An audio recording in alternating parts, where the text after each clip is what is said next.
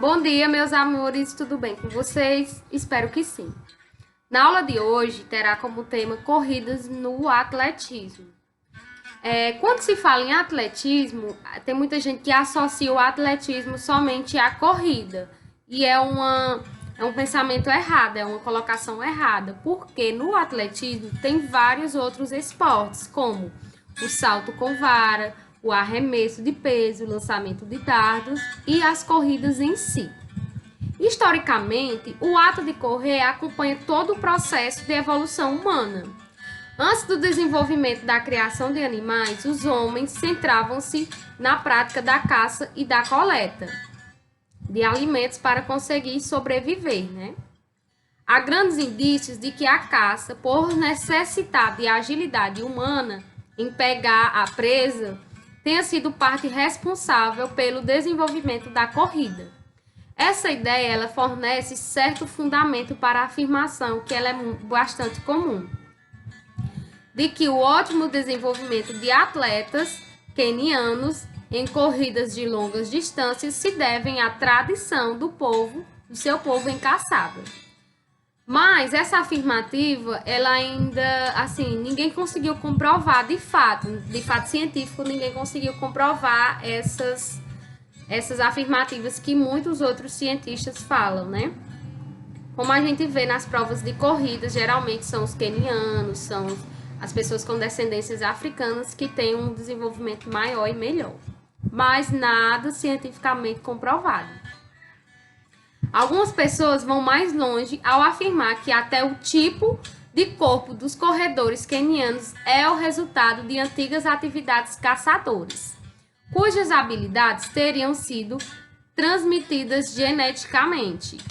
Outra ligação da evolução humana com o atletismo, no caso as corridas, são as provas de arremessos, né, e lançamentos.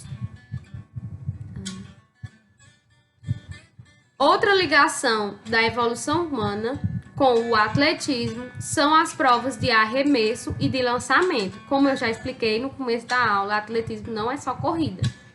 Há um mito de que os homens arremessavam pedras e pontas afiadas no auxílio da caça. Como vocês também podem observar em vários livros e vídeos, né? Tem muita gente que tinha muitas tribos que faziam varas, começaram a fazer artefatos para ajudar a caça. E com base nessa história que é contada, muitos cientistas acreditam isso no arremesso de peso, no lançamento de dardo, né? Geneticamente eles foram atribuídos essa benfeitoria.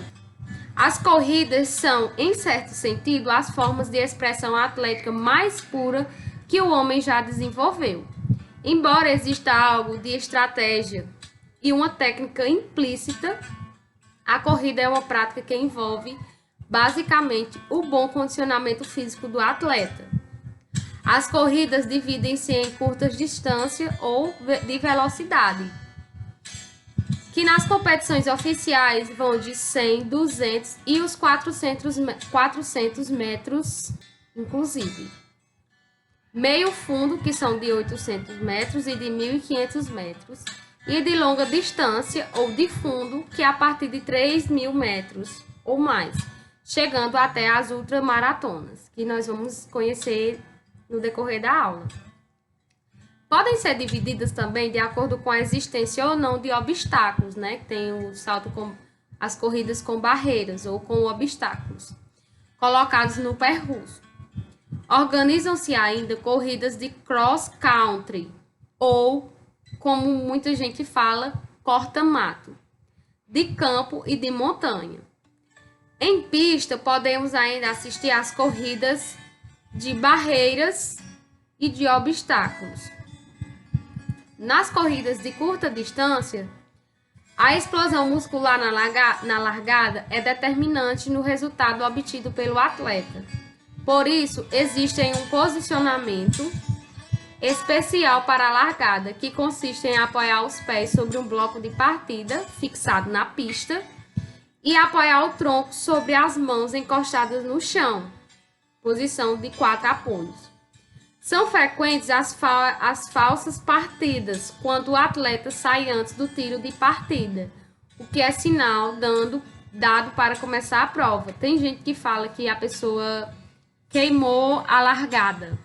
Tem muita gente que fala isso. Qualquer atleta que deu uma falsa partida será desclassificado nas provas oficiais, nas competições, enfim. Quando não é desclassificado, tem alguma punição. Contudo, nas provas combinadas, por exemplo, o decátlon, cada atleta tem o direito de uma falsa partida. Nas provas mais longas, a partida não tem um papel tão decisivo e os atletas saem para a corrida em uma posição mais natural, em pé e sem poder colocar as mãos no chão. Tipos de corrida.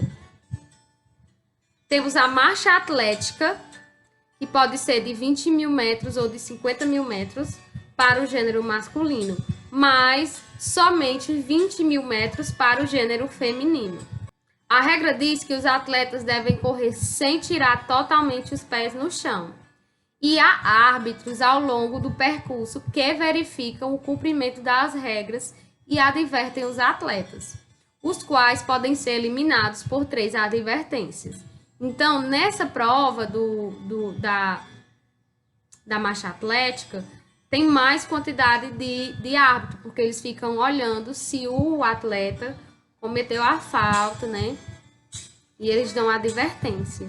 Temos o revezamento, a corrida de revezamento, que são provas de 2 para ambos os gêneros, de 4 por 100 metros ou de 4 por 400 metros. Tanto faz ser masculino ou feminino. São realizados entre equipes, no qual são divididos na pista, são 4 atletas divididos em toda a pista, em 100 ou 400 metros. A regra é, cada um desses atletas faz 1/4 da prova. Ao fim do seu percurso, o atleta entrega um bastão para o atleta seguinte. Corridas rasas, com barreiras ou com obstáculos. As corridas rasas são mais curtas, são de 100 metros e as mais longas são de 10 mil metros. As corridas com barreira podem ser de 110 metros a 400 metros, enquanto as de obstáculos são de 3 mil metros. Essas são as distâncias para as provas de adulto, tanto para homem quanto para mulheres. Nas corridas, a partida tem início com um tiro de largada. Segundo a regra, o atleta que partir antes do tiro é desclassificado. A maratona. A maratona é uma corrida de longa distância ou de fundo, realizada parcialmente ou totalmente fora do estádio, ou seja, na estrada. A distância que, segundo a lenda, teria percorrido um soldado grego chamado Filípides para anunciar que os helenos haviam vencido uma batalha contra os persas. O trecho teria sido entre a planície de Maratona, o local da batalha, até a cidade de Atenas. A maratona é uma prova que envolve grande resistência física, sendo seu percurso estabelecido em 42 quilômetros e 195 metros. Organizam-se ainda corridas do cross country ou corta-mato, que é de campo, e de montanha. Em pista, podemos ainda assistir à corrida de barreiras e de obstáculos, como eu já falei anteriormente. A ultramaratona. O termo ultramaratona serve para identificar corridas a pé que tenham uma distância superior a 42 quilômetros, que é a distância oficial da maratona. Fora a distância da prova, utiliza-se um segundo critério na definição da ultramaratona, que é o tempo, que existem, por exemplo, provas de 6, 12, 24 ou 48 horas em circuito de pista de atletismo. Outras modalidades de ultramaratona são provas com distâncias que variam de 50 km a 1.000 ou até milhas, 1.000 milhas, né? E provas de tempo que chegam a durar até 7 dias. Isso caracteriza-se uma ultramaratona. A corrida combinada. O decátlon é a prova dos homens, enquanto o heptátlon é o nome da prova para as mulheres.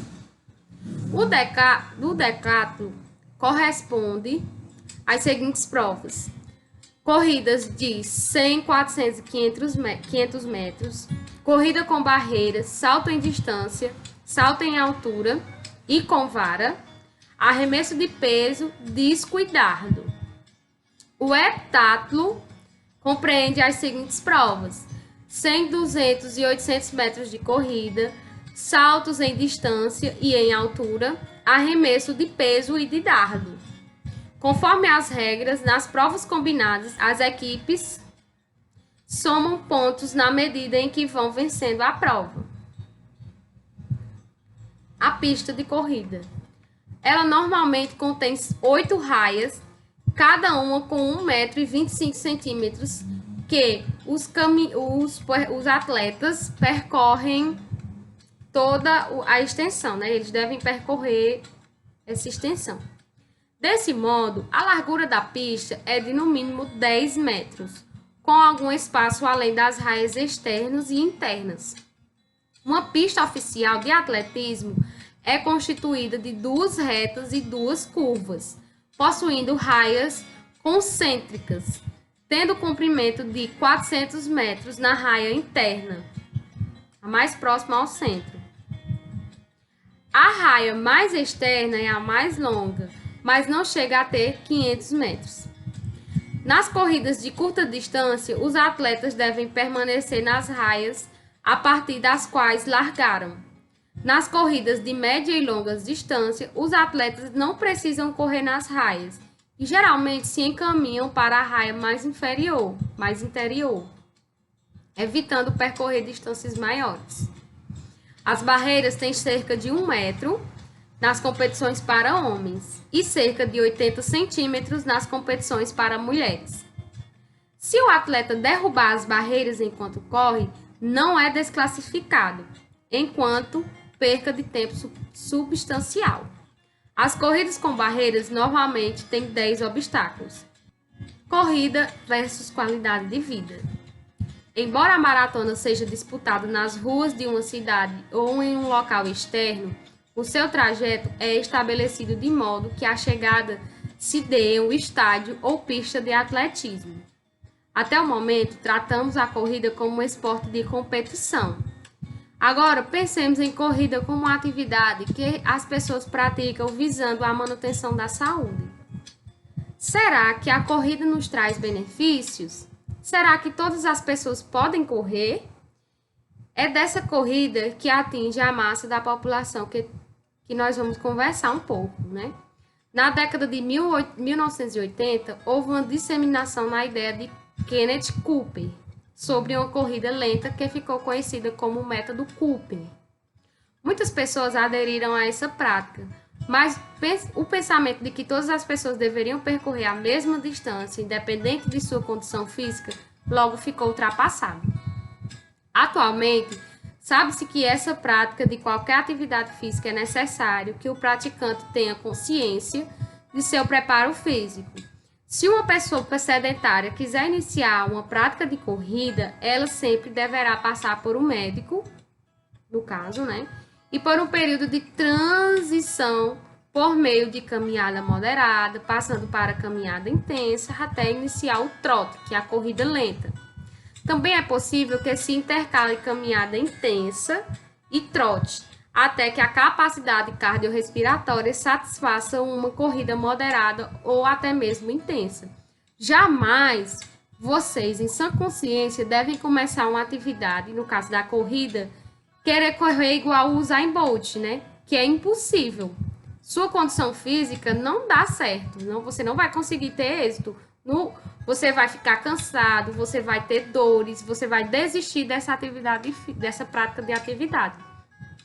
O recomendado, como eu acabei de ler, começar devagarinho, começar uma caminhada mais leve, depois partir para moderada, começar o trote, que é uma corridazinha mais rápida, mas também não é tão rápida, e futuramente, posteriormente, fazer a corrida em tempos mais elevados, de forma mais rápida, certo?